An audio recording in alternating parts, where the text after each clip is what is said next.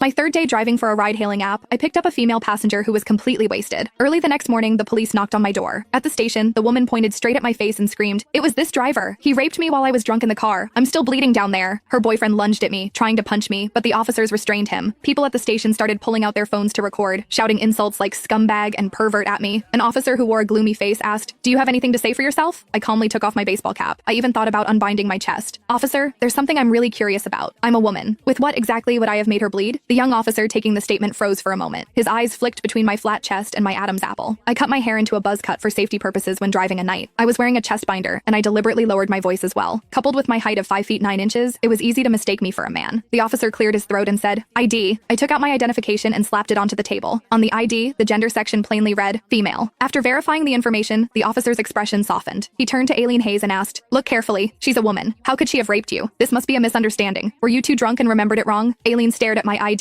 her eyes practically bulging out of her head. Her face was filled with disbelief. "That's impossible. The ID must be fake." She shrieked and lunged forward, grabbing my collar. "He's a man. I felt it. That strength in the car. Only a man could have been capable of that." "Officer, don't let him fool you. He must have had surgery or he's some kind of perverted crossdresser." I slapped her hand away and said coldly, "Lady, want me to drop my pants right now so you can check for yourself?" Aileen kept trying to make a scene until an officer shouted at her, "This is a police station. Keep it up and you'll be detained. Our system confirms the driver is female, biologically female, with no record of gender reassignment." That settled it. Nelson Mullins's face turned red as doubt was written all over his face when he looked at Aileen, his girlfriend. "Aileen, didn't you say he was the one who made you bleed? If she's a woman, then why were you bleeding down there?" Aileen panicked. She suddenly clutched her stomach, squatted on the floor, and burst into tears. "I don't know. I fell asleep in her car, and when I woke up, it was already like that." "Nelson, are you even a man? I'm already in this state, and you're still doubting me?" Some of the onlookers who had started to leave immediately gathered again. Someone whispered, "Maybe this driver got a fake ID just to harass female passengers." Yeah, there are plenty of sick people these days. At this moment, the officers were clearly fed up with Aileen's nonsense. "That's enough. You should provide evidence before making such claims." "Was there an audio or video recording in the car?" an officer asked. I nodded. "Yes, but the memory card was full last night. I don't know if it overwrote anything. I'll have to check once I get home. Then leave the equipment here. Both parties can go home. Wait to be contacted." I signed the paperwork, put my cap back on, and prepared to leave. Just as I stepped out of the station, Aileen rushed after me. She grabbed my sleeve, her eyes full of venom. "Don't think you can just walk away. You caused a fight between Nelson and me. This isn't over." I shook Aileen off. "You're insane. Get your head checked." I thought it was just a farce. Once I pulled the dash cam footage, everything would be cleared up. However, I underestimated just how vicious this woman was. Back at my rental room, I was about to export the video when my phone suddenly started vibrating nonstop. Notifications came flooding in. There were hundreds of text messages, and even my social media account was popping up with endless friend requests. My hands trembled as I played the video that was constantly being sent to me. On screen, Aileen was sobbing hysterically. Her voice was hoarse with emotion as she accused me of rape. My shout of claiming to be a woman was cut out completely, leaving only the footage of me red-faced and flustered. I looked like I was trying to explain myself. The caption was horrifying. Ride-hailing horror.